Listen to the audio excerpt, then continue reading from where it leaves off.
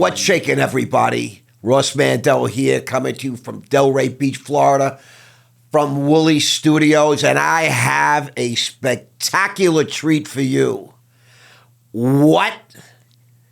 Colombian television, the WWE, HBU Media, Visionary of the Year, a special young woman. I want you all to meet Andrea Ocampo. Thank you so much for having me. That was quite the introduction, and I think you have a voice for announcing. Well, thank you. It's so great that you're here. I'm so excited. And we're local. It shocked me. Now, I want to hear it from you. How did we meet? We met on Mikey's podcast. I came into the door and I saw this handsome gentleman being interviewed by Mikey, and then from there I saw you taking pictures, and then your team clicked with my team, and the rest is history. A couple days later, here I am. I mean, I just want to say this from my point of view. Mm-hmm. I'm on the set with Mikey C. Rock, this Mackenzie Roth. Yes, she was wonderful. Looks like to me like Cameron Diaz from The Mask. Oh, yeah. And we come out, and there's this feisty, little, beautiful, dark-haired woman. And I'm like, whoa. And says, hi, I'm Andrea. And we were all taking pictures. And yes. She says, I want to take a picture with you, too. Yep. And I said, you get that a lot, I'm sure. Well, I do get that a little bit, but I bet you get that a lot. I mean, we both get it a lot. Everybody wants to take pictures with Andrea, trust me.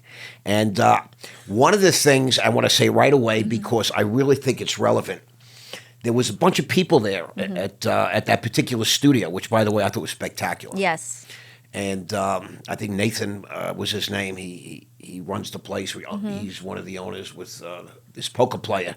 But they said to me, she's the WWE girl. What? And another guy goes, yeah, that's right. That's so funny. It depends on who you ask on what my title would be, whether it's the WWE girl, the Florida Panthers girl. Depends on the different trajectory of my career. But they recognize me from the WWE, which was a very short stint in my career, by the way. Really? How many years were you with the WWE? Not very long. Honestly, I would consider that a flop in my career just because I was there for a year. And when I got hired by the organization, my goal was not to just be there for a year. I wasn't a good fit. It was quite the circus. It was quite the circus. I can't even imagine. John Cena? Yes, I had the pleasure of meeting John Cena, a very respectful individual. He seems like a little tight, like he sounds a little tight to me. Yeah, I would say very professional, very quiet. I just think he's just that professional that it takes everything very, very serious. Which is funny because when you see him on his roles, I'm like, that's not the John Cena I met. He's really funny. He's really funny on camera, but it was interesting when I met him. I think that's really cool. So I have all kinds of good stuff to chat about with you. You are somebody in the media business. Yes. That is on what I call, it's the most flattering thing I can say about somebody in the professional world. You're on the come up. Oh, thank you for saying that. Andrea is coming up. Only getting started. You heard Florida Panthers, you heard WWE. She is on the come up. Talk to us about your media agency. Well, my media agency, we focus on branding entrepreneurs. We can film television shows. We get you media placement on national television shows as well as podcasts. We just want to be able to help you obviously achieve your dreams, not only in your neighborhood, but internationally. I mean, she sent me a clip, a fintech opportunity. Yeah, fintech opportunity. We have amazing relationships with press and fintech. It's such a great show. I have a really great relationship with Vincent, the amazing host in New York. And we just get a lot of entrepreneurs and people wanting to amplify their message and really reach the people that they're trying to reach. And I'm your girl. My team is absolutely amazing. I saw, Vincent coming to you live by the New York Stock Exchange. Yep. Mm-hmm. So if you were now that resonated with me because I used to walk on the floor of the New York Stock Exchange. And I was there this week, actually, and I was Vincent. I had the pleasure of being walked around by Vincent, so the experience is quite cool if you've never done that before. I got a feeling that was Vincent's pleasure. That's what I think. But yes, it's for a young company or a company that's on the come up, and you're looking for some IR, PR. Yes. You want people to hear your message. A lot of small companies, nobody knows anything. And one of the things that I love, I'm a TV producer by trade. I really am a huge advocate for video. So that's something that I really, really like to push in my company. Long form video, short form video. Explain that to the audience, because I'm in the business and I hardly understand it. Really? You have a podcast. I understand, but I have people in charge of all these things. So explain that long form, short form, all that kind of thing. So specifically, let's see. So right now, I'm a producer for a show called Health Uncensored with Dr. Drew. I've been producing Dr. Drew Pinsky? Yeah, Dr. Drew Pinsky. Yes, I'm such a fan of Dr. Drew. He's a wonderful human. Wonderful human. I've been a part of his production team producing his TV show for the last year. But producing his TV show and making it come to life has been quite the journey. Media is not a one and done. It's, thank goodness, we started talking about that TV show around COVID, and things didn't happen, then they happened, and then finally last year we were able to launch a show. It's been on Fox Business, and now it's going to be on Lifetime Television. Oof. So that's obviously production at a very, very high level, right? And then I have entrepreneurs that want to be able to create reels on their social media. Correct. Because we know how important social media is. I say if you're not on social media, you probably don't exist. So I can help them with their short form videos to really get their name out there and their business out there. Timing is everything. If I would have met you a year ago, Nelson, you're out. Andrea, you're in. Nelson is very, very talented. You're very lucky to have him. He is, but if he tried to walk around in those shoes, he'd fail. Maybe, I will say that's true. Those are some shoes. I'm always wearing heels. Always, always, Really? always. Yes. Even when I was with the Panthers running around the arena, with the WWE in the ring, and obviously I'm very short. How tall are you? On a good day, I always say 5'1". Okay. Yeah, not bad. Okay, nothing wrong with that. Listen, they say the greatest things come in the smallest package. That's what I say. Right? Mm-hmm. And nobody would ever shake their tail at you. Trust me. And if they try, they're finished. They're so done. Tell us, the Florida Panthers is very interesting because the studio we're in today is owned by a guy named Scott Woolley. Woolley owned 5 Star Entertainment for 25 years. 5 Star Entertainment, that's so crazy. It's such a small world. I'm very, very familiar with 5 Star Entertainment. So Scotty owned it. Johnny worked there for 25 years. Wonderful. And it was the biggest TV studio in the state of Florida. And Scott, for I think 13, 14 years, ran the NHL radio show every Friday night. He produced that. Oh, I didn't know that. Yeah. So he's very big in hockey. In fact, when I forget who won the Stanley Cup, they actually sent the Stanley Cup to his home in Delray. He lives in Delray in a beautiful what an experience spot. And they had the party there, and he drank from the Stanley Cup and all that kind of thing. That's cool. That's something to have on a bucket list. Yeah, and I've met all the hockey players come through here because they're all good friends. And Scott used to play a little hockey when he was younger, but never made it to that sort of level. I wish he was here today, but they're at a. You gotta give him my best. Oh, he's gonna trust me. I'm gonna make sure of that. So what did you do over at the hockey with the? So Panthers? I was the arena host. I was the arena host for 4 seasons. What? What does that mean? Yeah, the arena host. I'm the one that says, "Hello, ladies and gentlemen, and welcome to the Florida Panthers." I'm the one that you see on the jumbotron, and I'm the one who runs around the entire game. And through the TV timeouts, I tell you where you can get your popcorn at 50% off, or hey, this is your latest update. And I also interview the players. Not anymore. No, not anymore. I had the pleasure. Honestly, looking back, I think it was my favorite job ever. Oh, I can't even imagine. Yeah. My brother-in-law has season tickets, and guys I know used to own the team. Jordan Zimmerman, and then Vinny. Yeah. He owns them now, and they just won the Stanley Cup last year, and it was so exciting. And I know. But you're the girl that's on the jumbotron talking. Okay. Yeah, I was. And my 4th season with them, I became their Hispanic marketing director. So I was able to put my corporate hat on and help them infiltrate the Hispanic market and talk about hockey in Spanish. So I'll tell you something very funny. So the audience knows I had a chat with Andrea before we started to podcast, and I was very impressed with the use of certain verbiage, certain words, the way you put some things together, the way you express yourself, and I feel like that's a gift. I mean, it's an art. It definitely is an art. I love the English language. And I just think words are very colorful. And and the older I get, the more I really try to expand my vocabulary. And just being a journalist and being a TV producer, I just think the art of language sometimes is lost. And it's easy to lose it because how many people do we speak to a day? Who do we really exercise that muscle? And it is a muscle. It's a muscle. Right? And a lot of times you use big words or colorful words and people don't know what you mean. Well, the key, I believe, in communication is being able to use words so people know exactly what you mean. And you expressed yourself to me, and I knew it was sort of like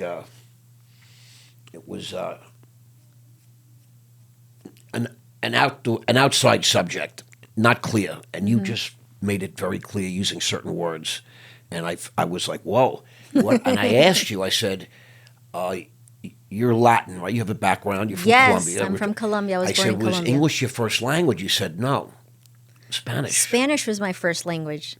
And that's what's impressive to me, because the way you speak with the speed, no accent, your use of the language. Oh, I thank you so much. How did you come to this? I always knew I wanted to be a journalist. Oh. Yes, from a very, very young age. And I mean, I came to the States when I was just 6 months old, so I grew up in South Florida, still very Colombian.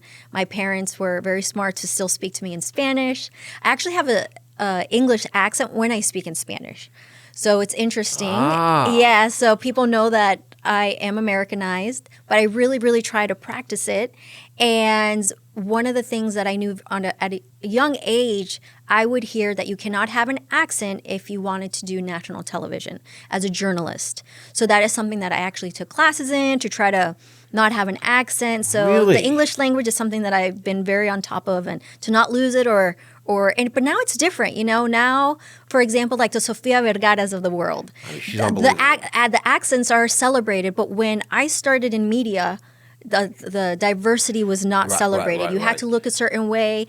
I was too short for many things, but I get it. Yes, I right. understand all these things. Yeah. So when I started, things were a little bit more strict. But thank goodness it's Rigid, not like I think, that. is a Yes, better word. They were rigid. I think there's it had to be very much in a box. a lot of these things, I believe, were created in ignorance. I agree. Like I school agree. curriculums and all kinds of things, but yet you're a rule follower. You made a point. So, I said it's a natural thing, at least for me. I'm watching some of the reels that if you go to Andrea Ocampo and you Google her. And I know. I'm you'll like, see- what's on Google? Gosh. Well, you'll see she's interviewing, John Cena, and she's at the hockey arena, and she's at outside the wrestling WWE Oh, SmackDown. gosh, yes. And I have friends that, that love this kind of thing, and they're grown men. And I said, is there anything I can't ask you on camera? Is there anything off limits? She said, no. You can just talk to me, ask me anything. And I Yes. can very cleverly slap you down if I want to. Yes. Not quite. She said it much more eloquently than I said that. But I said, tell us, were some of these athletes hitting on you? I mean, did you have to deal with the fact that you're attractive? You're dealing in sports world with a lot of alpha males, with a lot of friggin', adrenaline involved. I get that question all the time. And of course, I always say it's really the energy that you put out there. When I was 19, I was a Miami Dolphins cheerleader. So it was one of those things where What? I was studying to be a journalist, and I became a Miami Dolphins cheerleader, knowing that I wanted to do sports. From a very early age around that time, it's in our contract, and still to this day, you cannot date players, obviously, because you will lose opportunities. And obviously, being in sports, you really want to be taken seriously. So my motto was to, nose to the grindstone, really not meddle in that world, and just really, number one, become an expert at what you're doing. And I never wanted to date an athlete just because I wanted to be taken very seriously with my journalism, right? Because it just takes one wrong move, right? And I know we've all made Tell me mistakes, about it. and it can take one mistake to really tarnish your reputation. So I've always really, really, really followed the rules, and sometimes we break them or not, but at a very early age, I didn't want to do that. So the rules come into play. Yes. You're 19. That's like you're right out of high school, right? Yes. Did you go to college? I did. I went to Florida International University in FIU. Yeah. It's like a real school now. It's It is. Isn't that crazy? Holy moly. They have a great law school. Yeah, they've grown. Like a top law school right now. Yep. Yeah. And so you decided you were going to try and become a Miami cheerleader. Or I Miami did. Dolphins cheerleader. I mean, you Yeah. actually, so you can dance and you can run around and Yeah, you're dancing. very fit and all those kind of things. Dancing has been my passion since I was a little girl. Did you go to like dance classes? I did. I always went to dance class. I grew up going to dance classes, and it was interesting because around that time when I was 18, I was going to a dance studio where all the girls would go to all of the auditions, to the Miami Heat auditions. It was just something that we all did. And at the time, I just did it because all the girls were doing it to be able to exercise your dance muscle. And I auditioned without really expecting to make it, just because you do something like that and it's very challenging to make the team.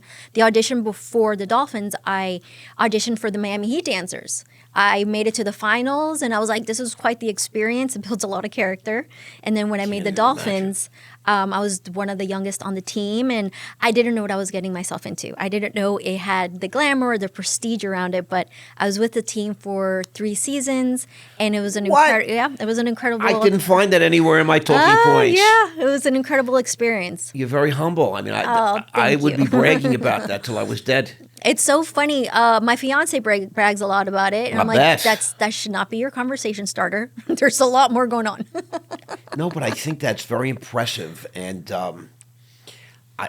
just as a man, I mean, to be able to go from that to where you are today.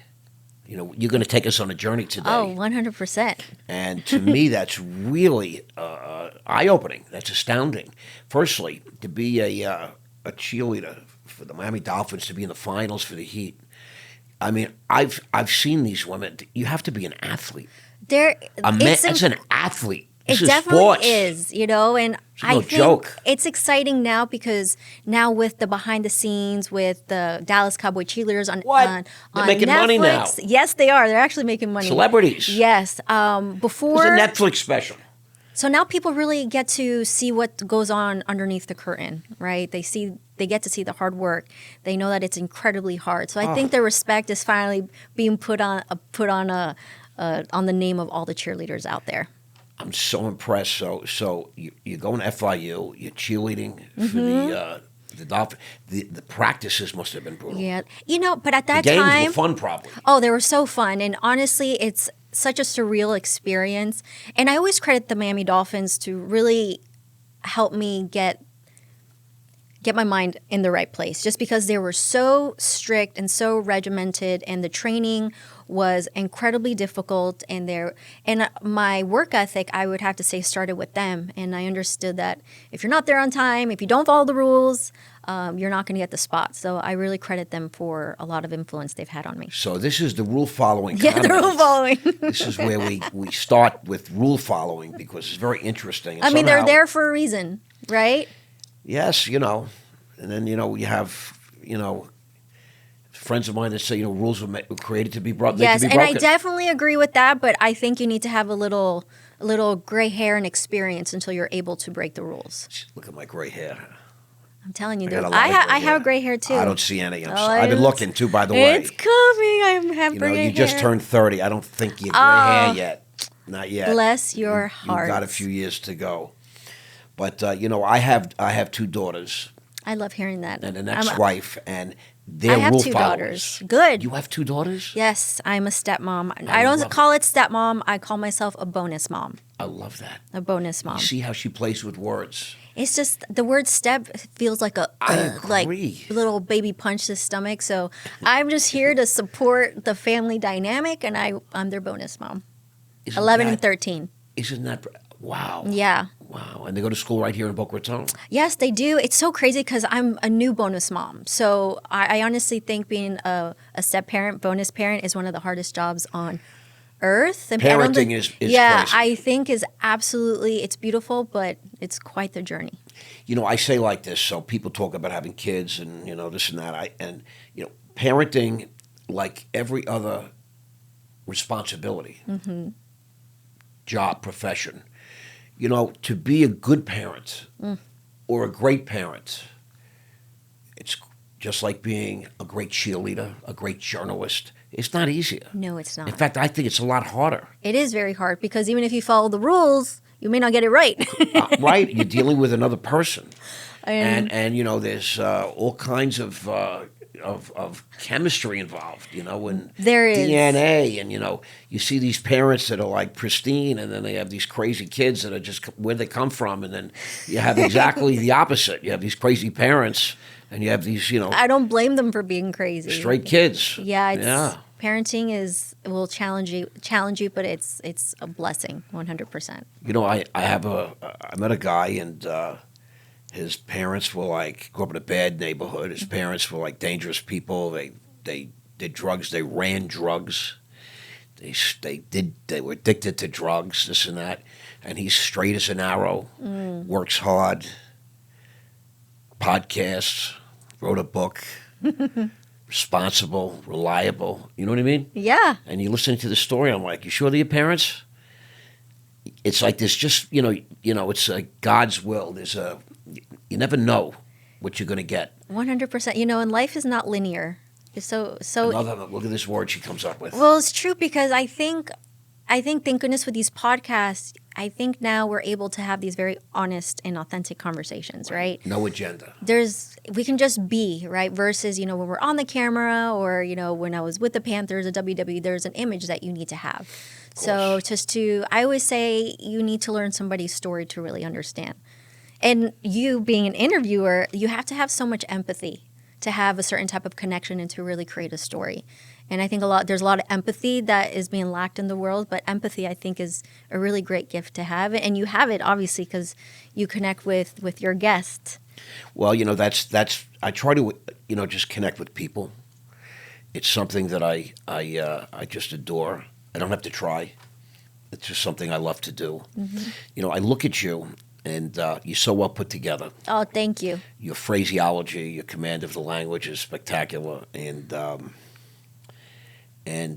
you're engaged. I am. So you have like this new family. I do. Boca Raton, there's an expression, and I've repeated it many times. If God was a person, even for just one day, he would come to Boca Raton. I love that. I really mean that. And I could have lived anywhere on earth, easily, anywhere. I chose Boca Raton. Boca is absolutely beautiful. I was living in Miami. Well, I'm a Fort Lauderdale gal, 954 gal. I went to high school here, went to Western High. So I grew up in Fort Lauderdale. I lived in Miami for many, many years, my single years.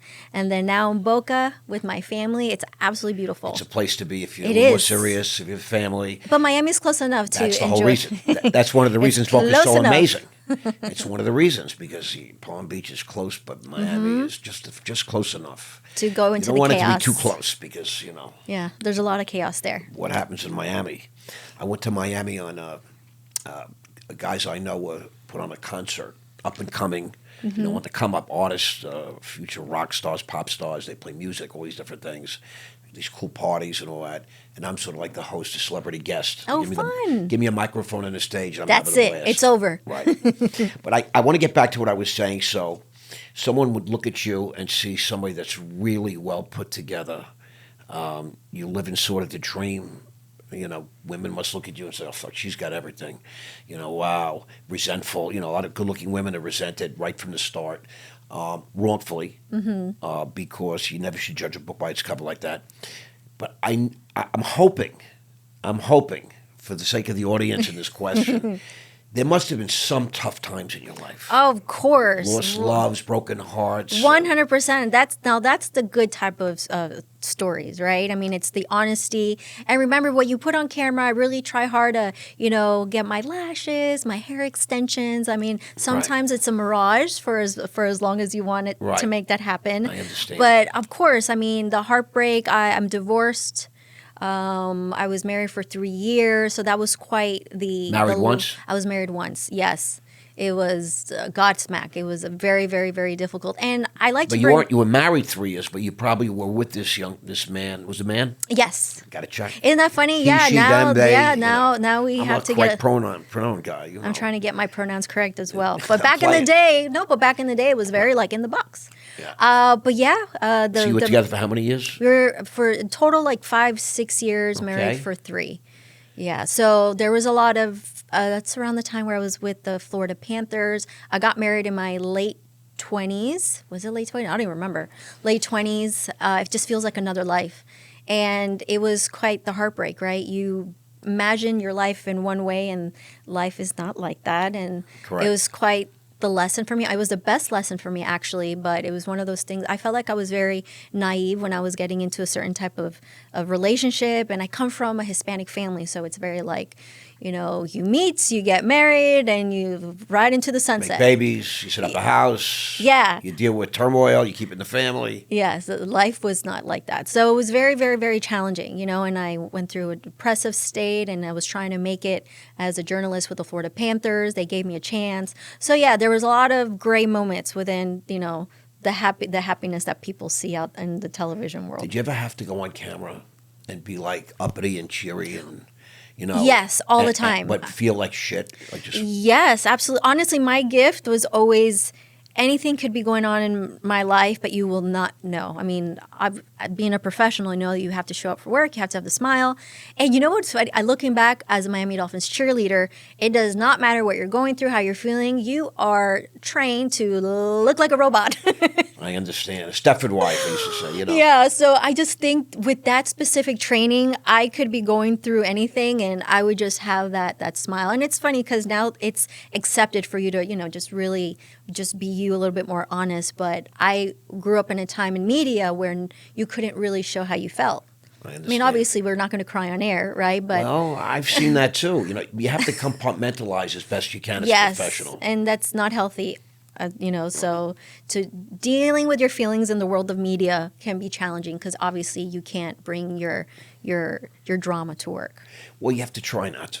Yes. It's not always a given, right? That's why I asked the question, because there are people that have had meltdowns. 100%, a lot of meltdowns. And one of the things that I always bring up when I tell my story, because, I have really great experiences and accolades, but one defining moment in my career was with the WWE. I was miserable working for the company. It wasn't a great environment for me specifically.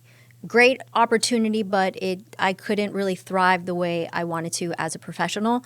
My contract didn't get renewed, and I was going through a situation in life where I was succeeding on many things, right? It was the first time where an organization was like, no, we don't want you to work for us anymore. And that was a big deal only because I made the decision to not work with the Florida Panthers anymore. And that was a big deal because, it was like the best thing. It was the franchise was absolutely amazing with me. And I said to myself, continue with the Florida Panthers where they liked working with me. I liked working with them, or do something different.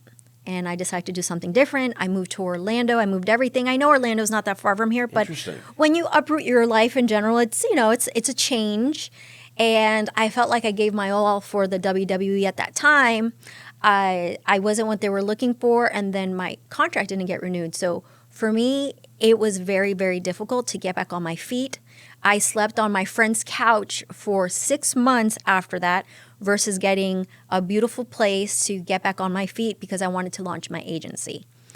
I wanted to make that sacrifice because I knew I needed to make a lot of changes in order to go on my own, to be an entrepreneur. It's before you were engaged, right? This was before. This was my single era. This was like post-divorce. Right. Now I'm single. When you're single and going through post-divorce, it's a roller coaster. You're trying to figure shit out. Yeah, right? trying to figure life out, and everything was very, very tumultuous, and I'm very emotional. So I was sleeping on my friend's couch. Wow. I was working with Feld Entertainment. Feld Entertainment, they do Monster Jam. So I did Monster Jam for a little bit. That's with the cars, right? Yeah, that's with the cars. Wild, and then I started crazy. doing motorsports hosting. Big sport. It's big, It's yeah. I know. I have friends that are involved in that. It's like, what? They keep trying to tell me how amazing it is. It was a circus as well because I was traveling, but it was one of those things that I got a job that I was able to fall on my feet to try to figure out what was next. Right. But it was a lot. It was a lot because sleeping on the couch, which I made a conscious decision to do that, it was very humbling, right? I even took a picture of that, of where I was sleeping, because I'm like, one day I'm going to look back. I never wanted to really forget that. Trust And me. I put myself through that because I needed a huge change in my life. I decided then that I was not going to put myself in a situation where an organization or a boss had my future in their hands, right? And for me, that's when I was like, I'm going to launch my brand. I'm going to launch my own business. How do I do this? I don't know. But it was very hard because at that moment, a lot of my identity was wrapped up into my career. You know, there's a lot of sacrifice that you have to go through when you are working in media. It's always the climb, right? It's always the climb. Sometimes you're not present with the amazing opportunities you have. I was with the Florida Panthers, but at that time I wanted to keep on climbing the ladder. I'm like, what's next? You know, what's the big job? Leveling up, I call it, yeah. And then you end up being on this hamster wheel that you have amazing opportunities and being present. You're not present. Yes. All you're concerned with is the next thing, the next thing. It's like that with relationships, you know? Exactly. It can be. But the Monster Jam seems like it was like your rebound guy. It was like your rebound job. The rebound job and the motorsports. And I was like, I honestly had no idea what I was doing. They were very kind to hire me. Thank God. I don't think anybody was kind to hire you. I think that... Thank God the roar of the motors, you couldn't hear what I was saying because I was not familiar with that sport. I can see you being an asset, though. I'm a hard worker. At anything you do. You bring a professionalism. You're a rule follower. You're pleasant. You come in. I work really, really hard. And honestly, I believe that. I love working with teams and my production team just because I'm only great as my production team, right? Because it really, really is a team. I mean, you get it. You have an amazing team. I do. But I'm greater than my team. I'm just playing because they're about to cut me off here. Yeah, so I get it. It's humble. It's really... people need to understand that, by the way. And I like to talk about people don't understand that. Yes. You know, in the media especially, it beats you up. You're only as good as your team. Only as good. I mean, like what is put out there regarding like the editing, the really great videos. There's probably a million bloopers, right? And it's my editor, by the people that I work with, to make it look put together. They make you look good better. They make you sound better. Exactly. They tell you, you sucked, or this is bad, or stop moving the microphone, and all these different things I do. They got me a clipboard. They were tired of seeing me, shuffle papers. Well, that's why you have Next week we'll have my logo on it. But there's a lot of thought that goes into these type of things, and especially when you're producing video. You need a team. You need the right team. Equipment. So HBU Media.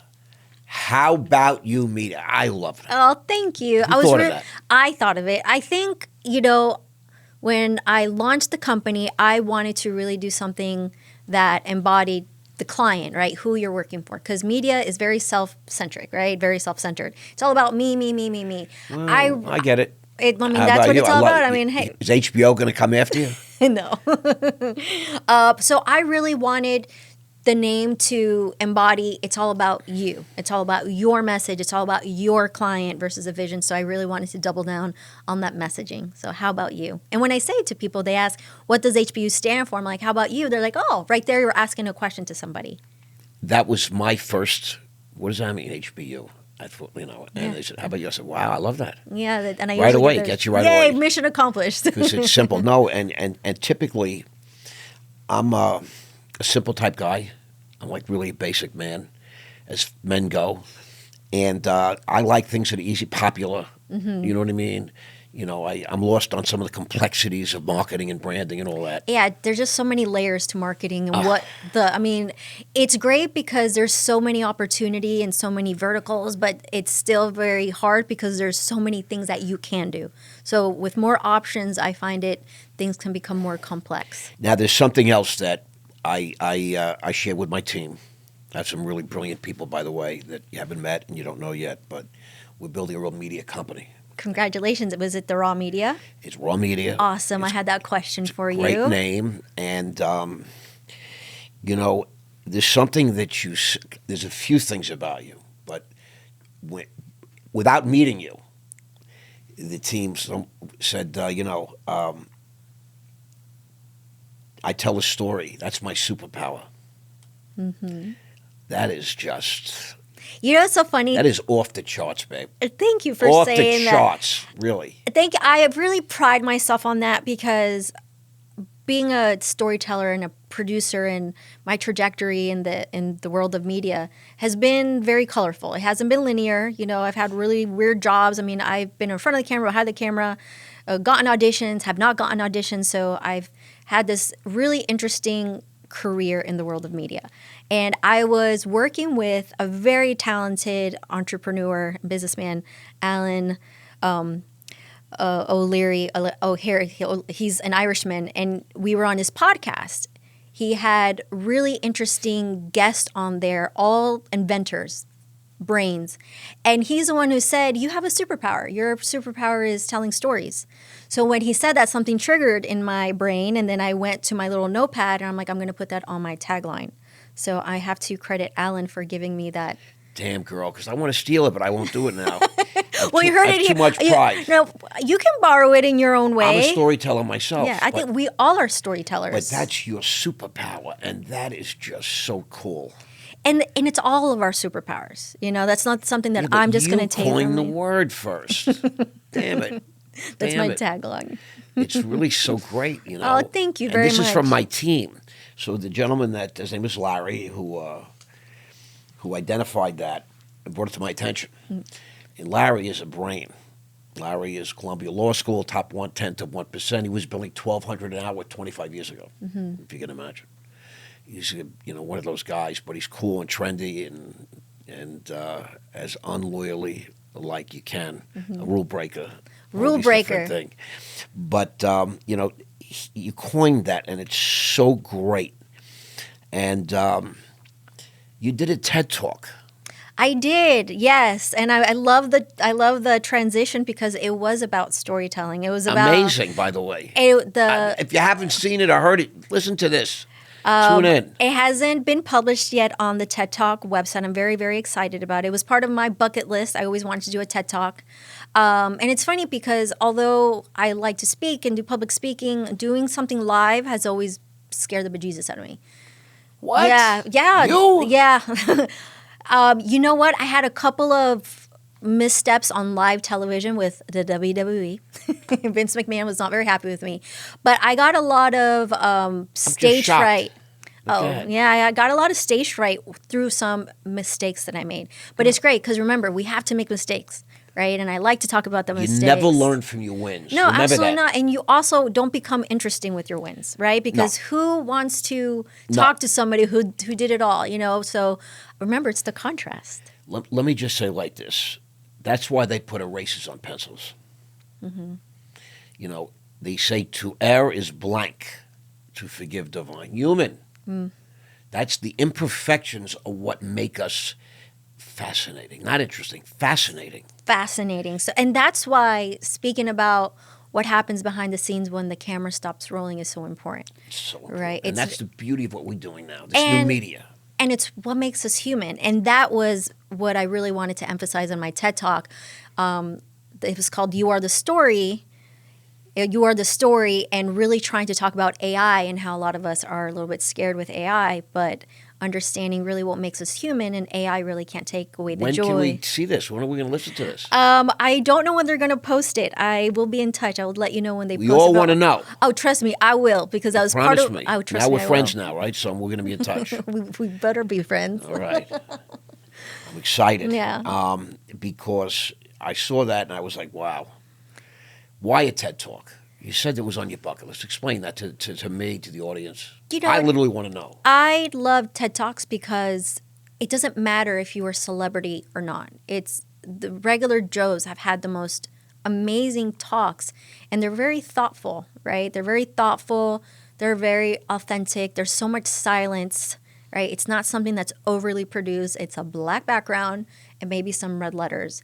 And it's a really important opportunity for the person that wants to get something off their chest or really educate us in a very thoughtful manner. And there's just been brilliant TED Talks out there that I love to listen on repeat, right? And it could Name be one. The Power of Honesty. And it was just so simple. The Power of Honesty. Do you remember who spoke about it? I don't remember who spoke about it, but more important, the subject. I guess. Yeah, the subject matter, and it's just 20 minutes or 10 minutes on a certain topic, and a very simple topic, and sometimes those TED Talks land a little bit easier than the content that we actually consume. Did you learn something from it?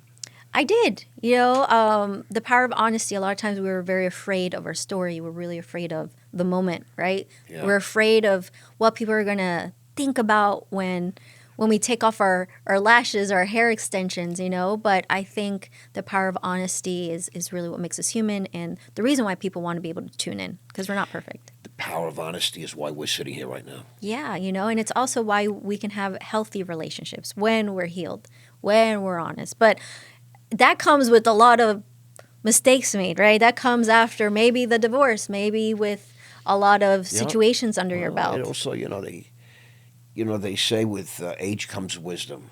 And that is a fact. And that is a fact, Jack. I used to look at these old guys and say, it's because you're fucking old.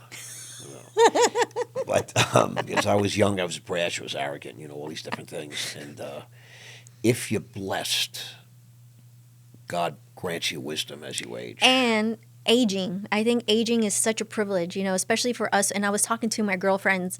Obviously, we get the Botox and, we get plastic surgery and all of these things. But I want to be in I'm 42 years old.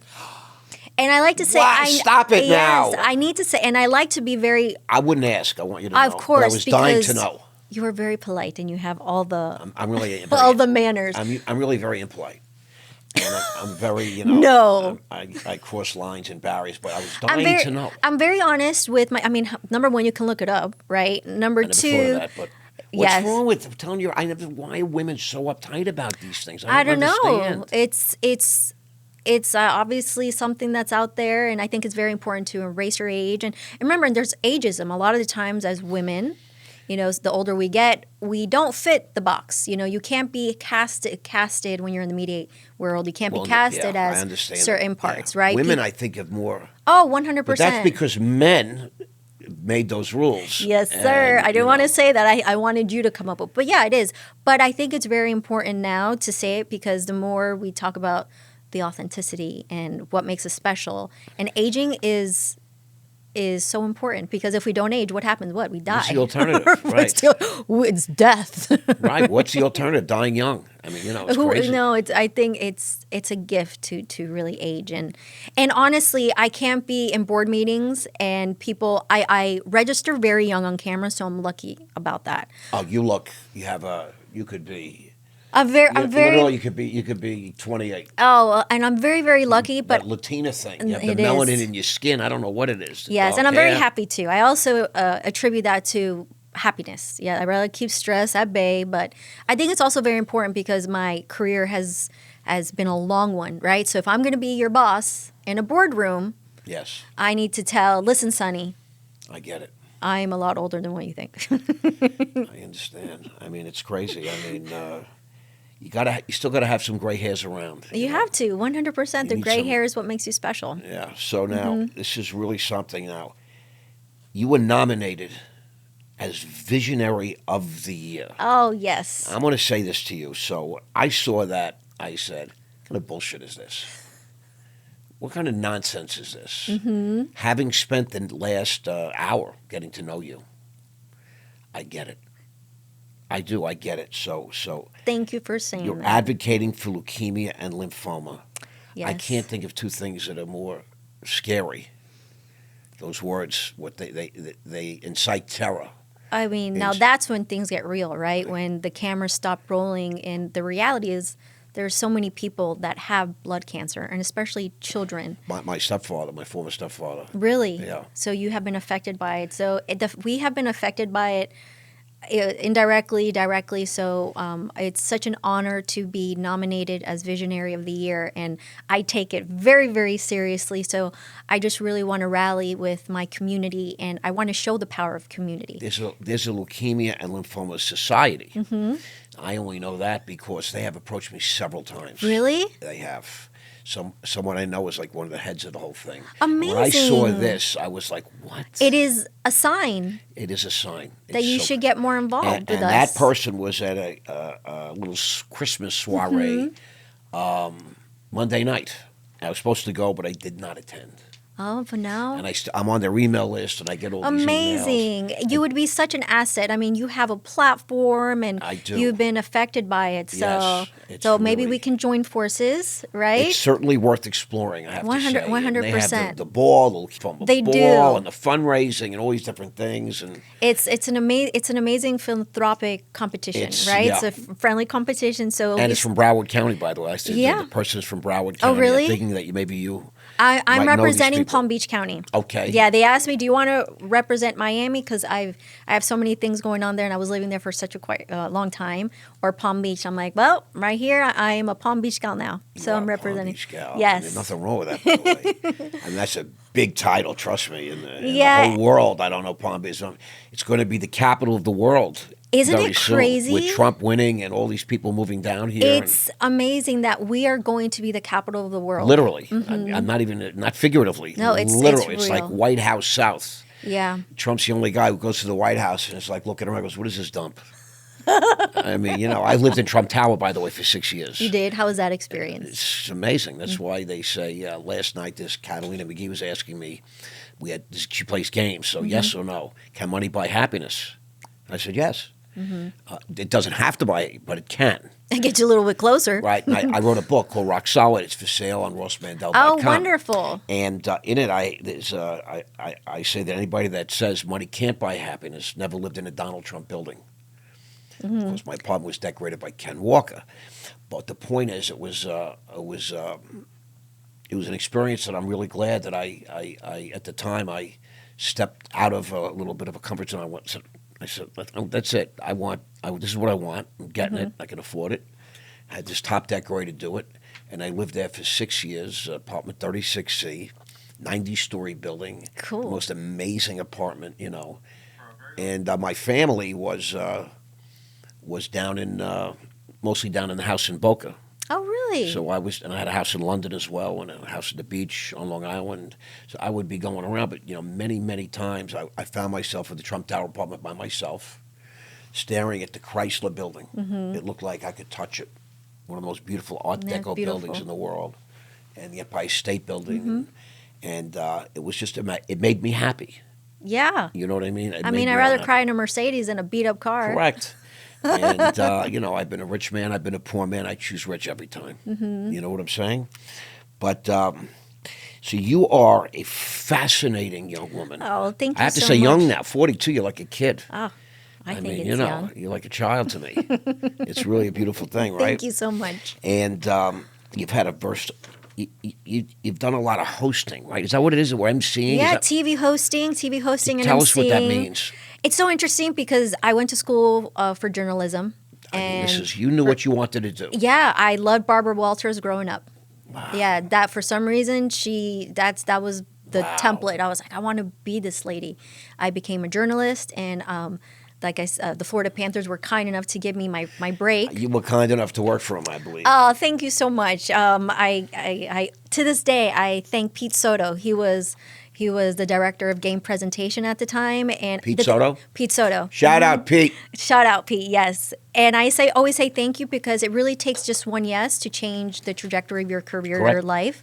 And although I had been on television, acting and dancing and doing really cool things, he was the first yes that really made the difference, because when I started working for the Florida Panthers, that's when a lot of opportunities started opening up for. And I was not very good at the beginning. I sucked, but the team, they really worked with me. Really? Yeah, they really helped me become the TV host and journalist that I am today. And now I'm a TV producer. I produce long form content, short form content. I pitch television shows, and it all starts from that yes. And also believing in yourself, right? I love being in front of the camera, but I love being behind the camera and really being able to take a concept that feels and sounds unpredictable and impossible to actually taking it to fruition and distribution. So that's where I want to be in this industry until I'm 200 years old. And you never know. I'm already 200. I feel like I'm 200. Have you thought about having your own television show?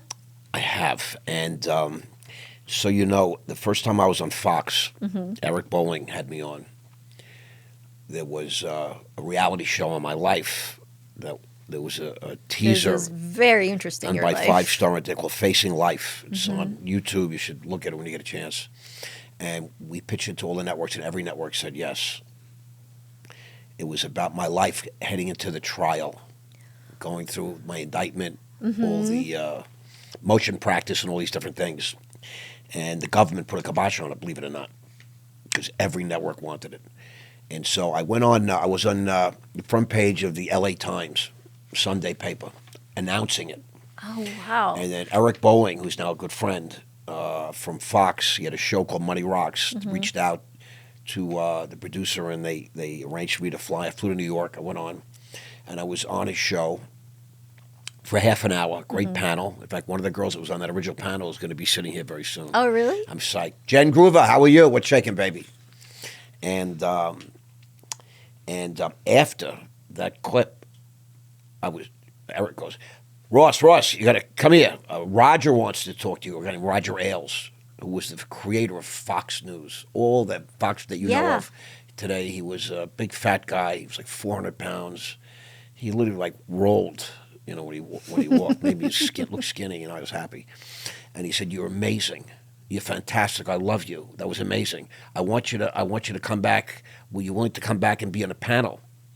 I said, "Yes, I would love that opportunity." He says, "How about tomorrow?" I said, "Roger, I got some things to do, and I have to go back to Florida." He goes, "When can you come back?" I said, "Next week." He goes, "Great, you're going to be on 3 shows." And they did like 15 shows. Oh, my gosh. Now I'm on $5 million bail, and the government was not happy about all this, and my lawyers were not happy, but I did it anyway.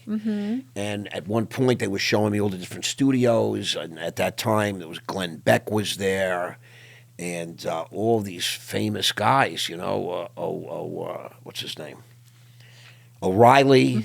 They all had their own studios, and Hannity Sean Hannity was the big dog now, was with Alan Combs. Yeah. And he said, "That could be your studio." And you're like... And Alan Combs was listening, and he said, "What about me, Roger?" And he talked to me and said, "You're fantastic. I'll give you a contract and that." And he explored my legal stuff, and he says, "It looks like you're gonna get out. You need to get through this legal business." It didn't work out the way, unfortunately, but It's never too late, though. No, I could be pitched. I could be pitched. I belong on television. Yes, you do. I do. But I just want to say something. It takes a very secure person to be able to look me in the eye, knowing you're on camera, knowing this is going to be out there for tens of thousands of people to see, and say, "I sucked." Yes. I sucked. Because people are not that secure generally. So that to me is a tell. It's a sign that you really are I think it's important that, because everybody is not always at the top, right? We've made mistakes and we start as beginners, right? And I think it's important to talk about the moment where we weren't our best, where we made the mistake. Because I think a lot of us, or, with media, people think that they're not good enough, or how did they get there? People don't even start achieving their dreams because they think that everybody has it all figured out. After being on this side of the fence, no, I always say nobody knows what they're doing. I promise you that. I agree with that. They just really figure it out. They have the courage to show up, and they do have the courage to suck. And I think for me, I had the courage to to make all the mistakes, and and obviously after I made the mistakes, I would cry, right? It didn't feel good, but thank goodness that I was able to get up, dust myself off, and continue where I left off and try to be better. I went to a stage coach, acting coach, dialect coach. Like, how can we learn? Wow. You have to, right? Because if I want to be... Well, you don't have to.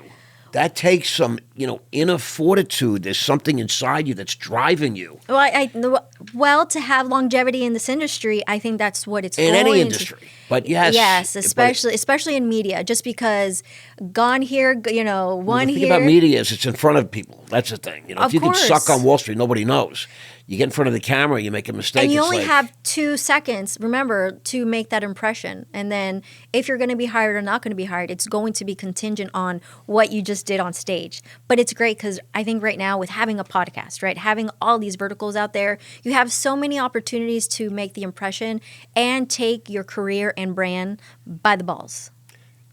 I love that. Right? I think I'm a it's by the really, balls kind of guy. I know you are. I know that would resonate. Love that. I mean, you are a very secure woman. You're at a time of your life. I'm just guessing now because Yes. Andrea and I just met briefly. But I feel In like Miami. we've known each other for years.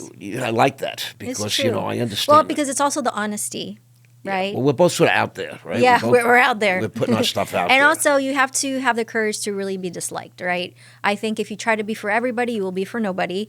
And sometimes when you're polarizing, that's really when you get to where you want to go. That's my line. What? what line? You have to embrace the haters. I mean, You do. That's I'm what wondering gives where you. are all my haters. Everybody loves me lately. It upsets me. Nobody's hating me. I'm not deleting people or blocking They're people. watching. All your The haters haters are watch. watching. The haters watch. Yes. They are very sneaky. But we send them nothing but love. I tell you, this is a real treat today. You are a spectacular young woman. Oh, thank you so much for having me. Oh, we're not done yet. Come on now. Oh, I can speak forever. I think we both can speak forever. Me? I'm more of the quiet type. No, you're not I'm the definitely quiet not. type. Definitely You not. know, I am a little quiet because I actually get social anxiety. That's something that I've always had to deal with. My battery runs out when I'm in social You situations. get social anxiety? I do, yeah. I've even heard that term, but I love it. Yeah, I get I'm gonna social use that. anxiety, and that's something that I've had to deal with. Especially, I mean, it's kind of a contradiction being out in public, the way my career has, and having social anxiety. So And- you're a cheerleader for the Dolphins. You But the try older out I- for the Heat. yeah. You're in front of the camera, the WWE, in front of an arena of 20,000 screaming fans. Yeah. And she has social anxiety. Can you Yep. imagine? I do. So I have to really I can't even. It's a mind, body, and soul thing to really prepare yourself for the world, right? And You overcome. You feel some anxiety. You walked into this place like you owned it. oh, I hope in And a when good I met way. you in Miami, you walked right up and said, I want to take a picture. I'm like, what No, is this young but you know lady? what? I love people. I love people. too. That's I love me. connecting. I think now, on this side of the fence of my career, I'm all about wanting to help and empower people to get to where they want, right? So I think that's a different type of confidence that you have when you have the ability, the resources, and the want to do that versus wanting to get the part, right? Going in there to hope, crossing your fingers that they like me, crossing my fingers that they choose me. I've already created that. And obviously, I still do projects where I'm hoping that they still want me and choose me, but I've already created things that I love and I can really help And people. important things like leukemia and lymphoma. Yes, I These just are want to be able important to things. use, like, we have a platform, right? And the philanthropic contest will start in the new year. So I'm going to be pounding the pavement, knocking on doors to really try to make a difference with that. Now, have you worked on some big TV shows in the last, let's say, 2 years? I mean, I will say it's been behind the scenes Right, now. that's what I meant, though, Yeah, like with producing Health anything, Uncensored. directing Yeah, things. Health Uncensored with Dr. Drew. That's something I I'm mean, really that's proud real. of. What? Dr. Yeah. Drew? Was airing on Fox Business now on Lifetime. I'm a huge, Fox Business runs on in my house all day, just so you know. Now it's going to be on Lifetime. I'm also going to be a part of a technology show, an artificial intelligence show called Tech Impact. So I'll be Big. doing, yep, Big stuff. big AI, stuff. what? Yes, I know. I'm I'm super excited about that opportunity. So speaking of Dr. Drew, there's a fellow named Tim Ryan. Mm-hmm. He wrote a book called Dope Man. Dope, man. He's world famous and New York Times bestseller, toured the country. He's a sober heroin addict. Did time in prisons, and he met Jennifer Jimenez, supermodel, bold and wow. beautiful, and Sober House with Dr. Drew. And the two of them have done many episodes with Dr. Drew. They've done Lifetime and all these different things. He'll be sitting in your chair. Oh, in the new year. very cool. Yeah, Yeah, Dr. Drew, he's an extraordinary man. I love seeing him work. He's a very thoughtful human and really great listener.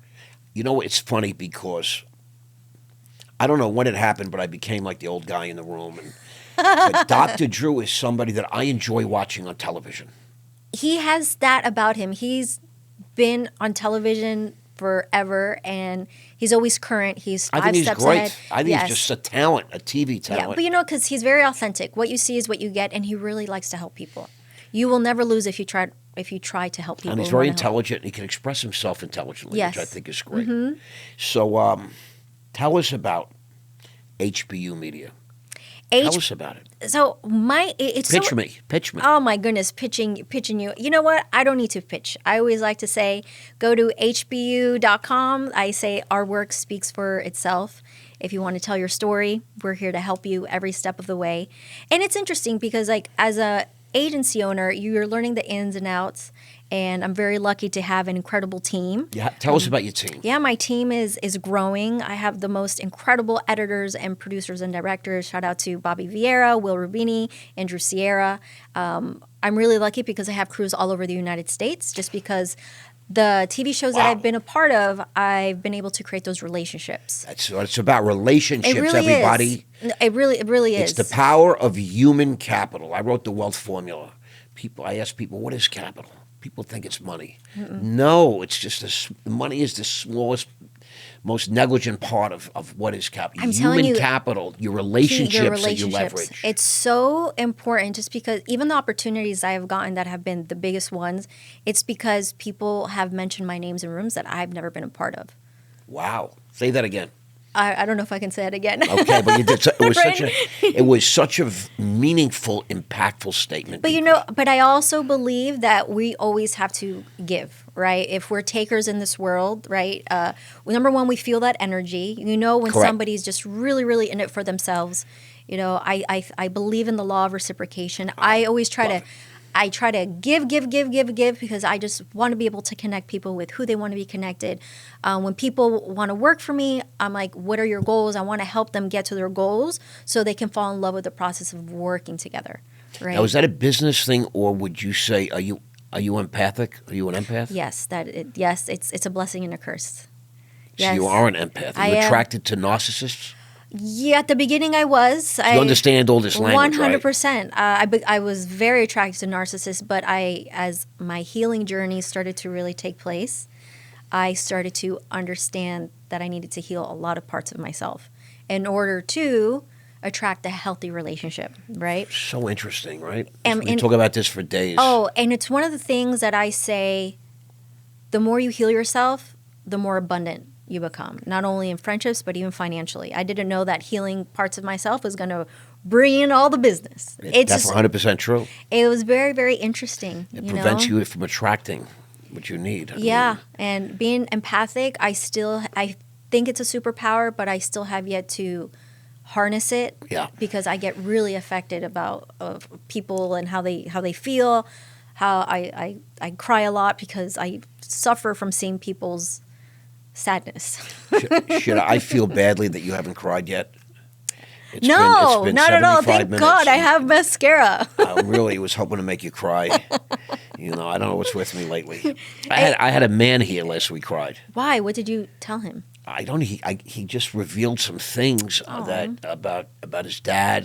And told stories that he never told anybody. I think the way to make me cry is to talk about my parents. I love them with all. Let's talk about your parents. No, I'm just kidding. I'm playing. They're my best friends. They're my best friends. I love my parents. I when I started doing these sort of public things, right? I said to myself, look, if you can just help one person, you'll have done a good thing. It's worth it. I want to change the legacy of my life. I love the word legacy. I'm a legacy guy. This is legacy. It's so people talk about podcasting and the new media and making money. I could sit in my house in boxer shorts and make $3 million a year and not deal with any people and nonsense and all these different things. Trading the stock market, doing my thing. I wouldn't have to do anything. Make a few phone calls and make some trades and do some things. But that's not living, though. Well, here's the thing. And what does that mean? So it's selfish. It's something I could always do. But I said, you know what? I had a great, amazing life. Before we did a trailer, and I like to say in the beginning, I had a perfect life. I have a perfect life. And then the government came in. You have a fascinating story. And thank you. And then when the government came in, everything went just fucking upside down. And then you're just, reacting and you're dealing with stuff that nobody should even have to ever deal with. Nightmare stuff. But, it's I want all of that time in my life. It's like you've explained today. These are learning moments. And I just want it to be a footnote in the story of my life. And I want to know what Andrea Ocampo sees for herself in the next 5 years. I know you're the type, you're very goal-oriented. I am. You've used the word bucket list a few times. Yes. Let's not talk about bucket list. Okay, because, you're going to be around for another 50 years, just so you know. And you'll probably be as sprightly and as vivacious as you are now. If I'm blessed enough, I hope so. I think the word for me is impact, right? I really want to, anything that I do media-wise or anything that I do, I really want it to create ripples and see how I can help other people, right? So whether that's with a charity, everything I want it to be tied, not just have it be about me, but I really, really want to see how I can help other people. And I think even helping people with their brands, I think that's really helping people because I really believe in autonomy and control of your destiny. And to be able to give that gift to people, I think it's powerful. Because when my destiny got smushed into smithereens and my contract got torn to smithereens, that was a big Godsmack for me. So I think I'm trying to use the power of media to try to give that to other people. And I want to be able to empower people to do that. And I think that's my zone of genius. And obviously being able to parlay, the LLS, Leukemia and Lymphoma Society, I think that's a natural progression to what I want to do. What brought you to you called it the LLS? Mm-hmm. Did you have some sort of family? I didn't have a family member specifically, but I went through something with my father that he had open heart surgery last year, triple bypass surgery. Sorry. Thank goodness he had a full recovery. But that really impacted me because he's my best friend and we were there during his recovery. And when I went through that, and there were so many people that were there for me, I never had that experience and I never had a community that were reaching out to me, being there for me, helping my family. I said to myself, I need to give back in some way. Because of your dad? Because of my father, yeah. That was very, very impactful. And, being in the hospital and that energy, it takes years off of your life. I mean, it's just so, it changes you, right? And mine was a very happy story. I was very blessed to have Mark Brockelman. He's with Sage Dental. He nominated me, and he nominated for the Leukemia and Lymphoma. I've known him since my Miami Dolphins. Visionary of the year. Yes, and I hope you can join us and be a part of all Visionary of the year. Mm-hmm. I mean, that's something big. That's big. I really hope that we can make a huge impact when the campaign starts. I love that. I love that idea and that opportunity. People. HBU Media. What are we doing? What are we working on? Oh my goodness. Right now I'm working with the most amazing clients, just bringing their story to life.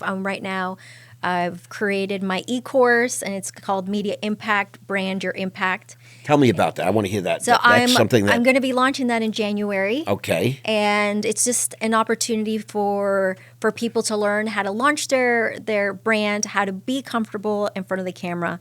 And it's for people who are just starting off, like 101. Beautiful. And, there's times where people can't hire the agency or they want to be able to have coaching one-on-one. And if they can't do it, I'm like, here's an e-course to help them. And I'm translating it into Spanish, Chinese, and different languages. Really? So I'm working with AI to translate. I love that. Yeah. I love that. It's So this will be a course you buy online? Yeah, to buy online. Mm-hmm. Okay, the price points or right now I'm selling it for $198. It's not a lot of money, but it's one of those things. It's a DIY. I want it to be accessible to anybody out there. So it's like a do-it-yourself. And yeah. I can buy the course and I can learn how to basically present on camera. Little and tidbits. Yeah, tidbits. Like, very easy to follow.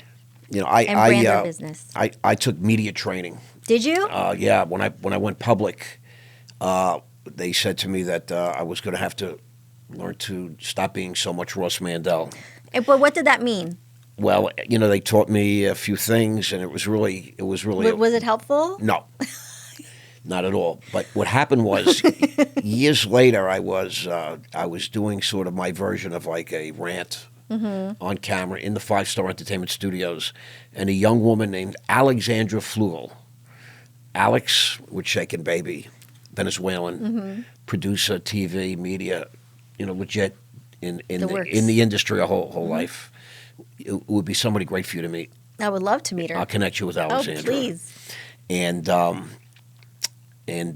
she said, "Excuse me, I don't mean to, interfere. My name is Alex, and I'm in the business, and I heard, who you are and everything else. And I was wondering, would you be open to some tips?" Mm-hmm. She was like nervous. She was trying to be kind and all Of that. course. And I'm just like animal at the time. And I was much younger. I was much more fit, and I was like angry. Mm-hmm. But I would love. I'm by myself in front of this camera. The guy would come in, he'd turn the camera on, he'd leave, and I would just go and do it. And I didn't know how to turn it off. Mm-hmm. And she helped me and gave me a lot of tips that worked. Oh, really? In front of the Oh, camera, that's wonderful. how to position myself, Mm-hmm. my facial expressions. I can be a little too animated. From Well, time it's to good time. to have those tips because there's always a time and place to use it all, right? So What I think what you're offering is brilliant. Oh, thank you. What do you call this e-course? Media impact. I love it. You like that word, impact. I do. It's my word for 2025. Impact. Impact is. Boom. I love it. You create a lot of impact. I can. So now your agency is available to be hired. Yeah, If I wanted to brand myself or create if I wanted to get a content. TV contract, you could represent me. Is that it? Yes, I can. I can help you get on television. Really? If you have a story that you want to put together to potentially pitch to a network, if it's not for everyone because not everybody has a fascinating story. Unfortunately. Right? Yeah, well, listen, sometimes you're better off having a bland life. Yeah, or a podcast. Podcast is fantastic. Podcast. Yeah. I want to launch my podcast in the new year. What are tips that you can give me? Yeah, you saw how I'll I tell did you, that? I will give you some amazing tips. First of all, a podcast is meant to be very authentic, Yes. very real. So everybody runs around trying to make things perfect. We got to get the lighting, and we got to get the cap cut. We got to get the right editing suite, and this and that. Forget it. Mm-hmm. You buy a thing that holds your phone, you put it on the table, and you start like that. Talk to the camera. I love it. Do an Instagram live. Mm-hmm. I did my first one the other day, and it was like fun for me. 60 people came on, and That wrote me is comments. awesome. I couldn't believe it. And someone said, "Here, you press this button here and there, And you go that live. villain over there," and all of a sudden I'm live, and all of a sudden I have 60 people on there all making comments and this and that, and we were talking about the UFO situation, Crazy. in New Jersey, and all these different the drones and all that. That's, yeah, very interesting. So it was just wild. And don't worry about getting it perfect. Mm-hmm. Don't worry about having a fantastic sort of I love biracial this. sign. It looks like, it's funny. But you have no idea how much went into this friggin' thing, how much confusion. Really? I don't like it. It's not good enough. You don't look good. It's too funny. It's not funny enough. They would change the name. You know what I'm saying? People strive for perfection. Yeah. And then they never get off first. They never I get talk off. about that in my e-course. Yeah. Mm-hmm. You just got to get in the game, and then you figure it out. That is You brilliant. said it earlier in this podcast. Nobody knows anything. It's true.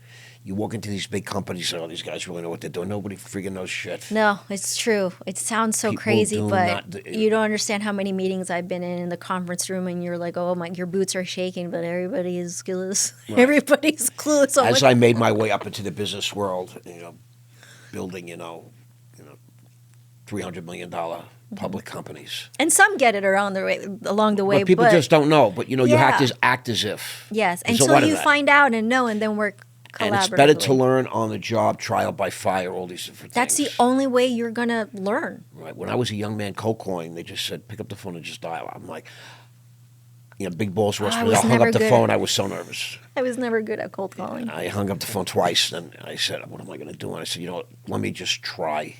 And you learn by doing. Mm-hmm. But, to have a course that's reasonably priced, that is open to people. Imagine a little kid in China can buy it in Mandarin. That is the goal. That is Can the you goal. imagine how great that is? I really love education. And So the tell fact- us, how do we find the HBU Media Agency? You can go online. You can go to hbumediastudio.com. HBUmediastudio.com. That's a lot of URL, but go ahead. Yep. And you can find me on Instagram. Who are you? I am official Andrea Ocampo TV. Say it again. I know. Official Andrea. Official. 2 F's. Yes. Okay. No, Andrea Ocampo TV. without the little. Without the little, yeah. There's no apostrophe. Apostrophe. And from there, you can find absolutely everything. Google. I Googled Andrea Ocampo. Oh, gosh, there's so many things on Google. Beautiful pictures come up. They didn't have this Miami Dolphins cheerleader thing. It's somewhere around Google, there. tighten up. Tighten up, you guys, Probably on the 5th page. a $1 trillion company, and they don't have the Miami Heat stuff. What else before we wind this up? Is there anything else you want to say? Any other message you want to get out? Oh, I want to say thank you so much for having me. This has really been it's all my pleasure. Thank you so much for having me. And during the new year, the Leukemia and Lymphoma Society, definitely follow my campaign. And if you want to donate, I'll be ready to receive all the donations. But let's create impact with Visionary of the Year. Impact. I think that's going to be the name of this podcast. Ugh. Impact with Andrea. Thank you so much for having me. Okay. Anything else we want to talk about? No, I can speak forever. Your bonus family? My bonus, I love my girls. I love my girls. Want to say hey? Yes. Thank you for making me a better woman. I love you, Catalina, Sophia. I love you, Sebastian. Love you guys. Isn't that lovely? All right, guys, I just want to say thank you to Andrea. What a treat this has been for me. We just met recently, and it goes to show you if you're out there, make things happen. Yes. We didn't know each other. We said hello, our paths crossed. If I didn't say anything, she didn't say anything. 2 ships crossing in the night. Yes. Now there's all kinds of business opportunities. Yes. There's social opportunities. Yep. There's charitable opportunities. Don't be afraid to say yes. That's the one thing I always say. Say yes. Don't be afraid to say yes. Don't be afraid to say yes. Mm-hmm. I love it. All right. Thank you for coming today. Thank you for having me. God bless you all. Thank you.